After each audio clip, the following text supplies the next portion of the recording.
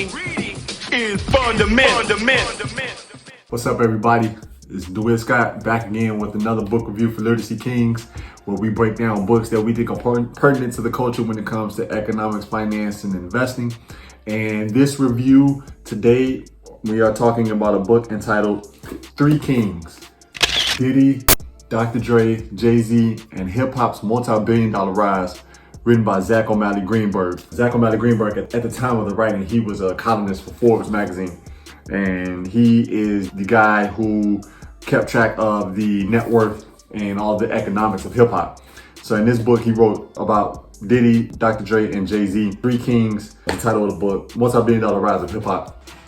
And in his book, which was published in 2018, he talks about the three highest earners, or the three highest net worth individuals, or artists, the three highest net worth artists in hip hop. And he just talks about their background, their upbringing, their childhood, and all of the steps that sort of push them into being the richest artists that we know of in hip hop. He talks about Diddy being born and raised in Harlem, growing up without his father. His father was a street hustler who had gotten killed when Diddy was 3.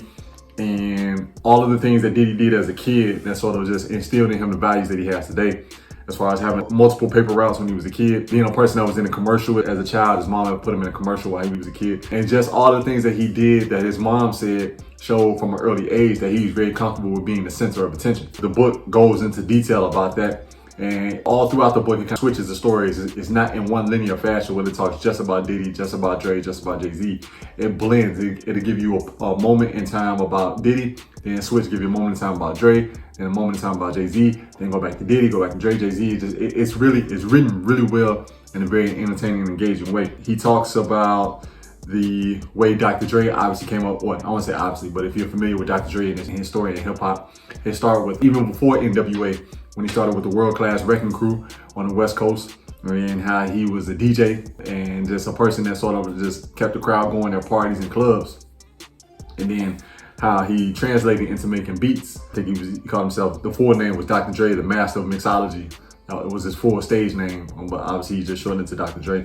But he talks about all of that and just those early days and how he started his career being focused on music and dealing with the things, the issues that he grew up with on the West Coast, and channeling all of that energy into the music. And then he talks about Jay-Z's upbringing in Brooklyn and all of the things that came with his upbringing regarding the lack of a father. He had a brother that was addicted to drugs. And then Jay-Z's life as a drug dealer selling crack in Brooklyn, and all of those things, and how that sort of led into his teen years and his early adult years before he got into hip hop. As the book progresses and starts to talk about their rise in hip hop, right, when Diddy is this person who is managing all of these different artists on Bad Boy, and even before Bad Boy when he was working with Andre Harrell. The book sort of discusses Dr. Dre's time when he moved on from the record crew into NWA, and then Jay-Z's time when he first started to get into the music business with Jaz-O, his longtime friend and mentor, and gives all of that background. But the idea is, when it gives that background, it's setting up the foundation for understanding how they became the entrepreneurs that they are today. Beginning, or I don't want to say beginning, but centered mainly for the three of them with their own record label. So Diddy having Bad Boy, Dr. Dre having Aftermath, and Jay-Z having Rockefeller. The record labels center their entrepreneurial rise in hip hop, because now they own their own labels. Not only do they own the rights to their own songs, but they also can sign other artists in which they own those rights as well, and continue to have multiple income streams, just building and having full control of their own music. As we know, is very important for anybody in any genre of music who produces or who is an artist. Having that lifetime control of your music is very important. So the book explains how the entrepreneurial rise starts there. And then it goes into their other ventures. Diddy and Jay-Z had great success in clothing with Sean John and Rocawear. Dr. Dre didn't necessarily get into clothing as deeply as they did, but he got a lot of other things. His biggest deal being when he and Jimmy Iovine collaborated with Apple on the Beats here. Dr. Dre had made Beats and it had been successful, and then once Apple came in, they wanted to be a part of the Beats franchise, and then that sort of exploded Dr. Dre's network in a tremendous way. And according to the author Greenburg and many accounts on Forbes, that was when Dr. Dre had actually superseded the both Diddy and Jay-Z and had almost become a billionaire at that point. Many people get it mistaken. Dr. Dre was not the first billionaire in hip hop. He was almost there, had a net worth in 900 millions.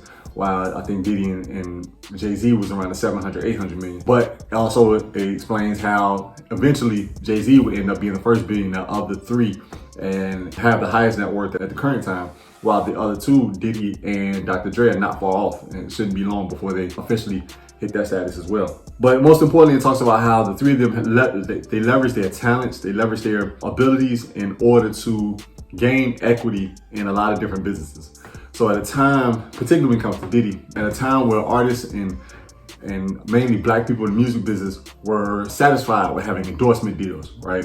Endorsing this product and receiving a check. That's usually where it stopped. But Diddy was a little bit different, and when he pushed for a little bit more control and equity in these companies. Dr. Dre would do the same thing, and so would Jay-Z. And these are the things that sort of propelled their wealth to an even higher stratosphere. And they actually changed the game for a lot of people. A lot of people didn't really know, a lot of artists didn't really know about the benefits of having equity in the company or having ownership stake, whether they buy in or whether they get their sweat equity for the company, until these men started to do what they did. And now it's become more of a regular thing, and people are starting to understand that getting a check for endorsement is fine, but building wealth through equity really is a long-term solution to just economic empowerment.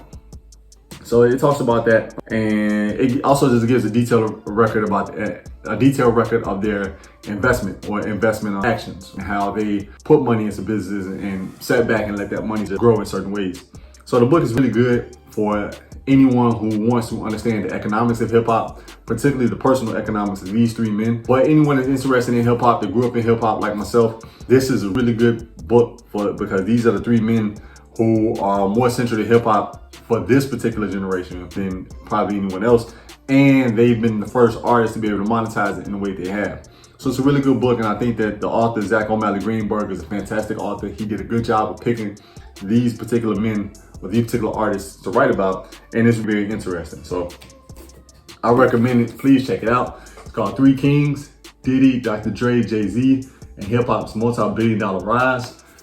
Very good book, worth every single penny. Check it out. Reading is fundamental.